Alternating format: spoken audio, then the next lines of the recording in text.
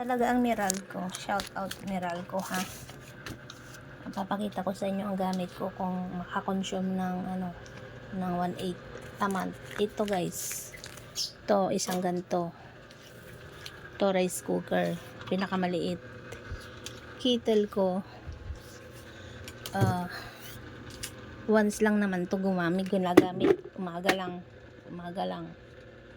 Hindi na ako nagluluto. Ito ref. Ito, di na ginagamit. Ito, di na ginagamit. Ito, di na rin ginagamit. Washing, hindi na rin ako nag-washing. So, paano nangyari to? Oh, ang luto ko ng rice cooker once a day lang, umaga lang. Paano nangyari? Paliwanag nyo. 1848. Dati lang akong 1312. How come? Kung kailan nagtipid, hindi nag-washing. Talagang trinay ko, no? Hindi nag-washing. Hindi nag-air cooler. Electric pan lang. Yung mga clip pan pa nga yan, no? Na walang motor yan. So, ano na? Hindi na tayo kakain nito. Para na tayo naka-aircon nito. Katarungan pa ba ito na binibigay nyo, pinapasan nyo sa maliit na kwarto, ha? Maliit na kwarto lang to, 2x2. Daig pa natin ang malaking room. Hindi rin kami nag-iilaw. Ilaw lang namin, patay sindi. So, na. Ang budget ko lang talaga isang buwan is 1.3. 1.3 lang. For my bill. So, bakit naging ganito na? Laki oh. 14.55 per kilowatt, 127, pero hindi ko to nare-reach. Hindi ko to nare-reach yung kilowatt na to, wala pa akong 100. Paano nangyari to? Paano naging 127 yan? Kahit ipakita ko yung ibang bills ko na nandito.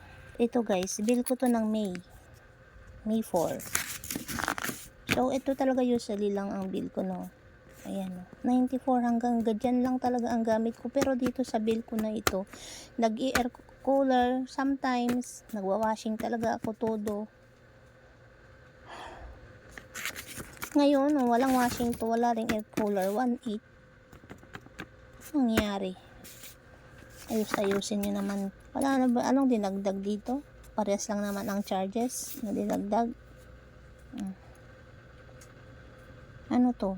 Generation charge 1,100. Generation ito. Oh, anak ng tipakalong talaga, oy. Senior. Oh, andit nga lang ng senior kasi piso lang yan. Wala naman yan yung government tax, transmission system loss na yun. Ang tipakalong. Bakit atong generation charge? Ay, nakakainit ng ulo. O, dating 1.3 ang bill. Yung June ko, 1,019 yun, 19. O, tingnan mo. Bumaba naman kunti. Pero hindi dapat eh. Kasi nagtipid na ako dito eh. O, anong tingin mo? Wala nang tipiran na lang. Gamitin na lang lahat. Kasi ganon din naman. Mas malaki pa yung babayaran Wala di. Kasi parang hindi na kayo nangunguwenta eh. Parang binibase na lang lagi doon sa dating bill. Imposible naman na walang bawas.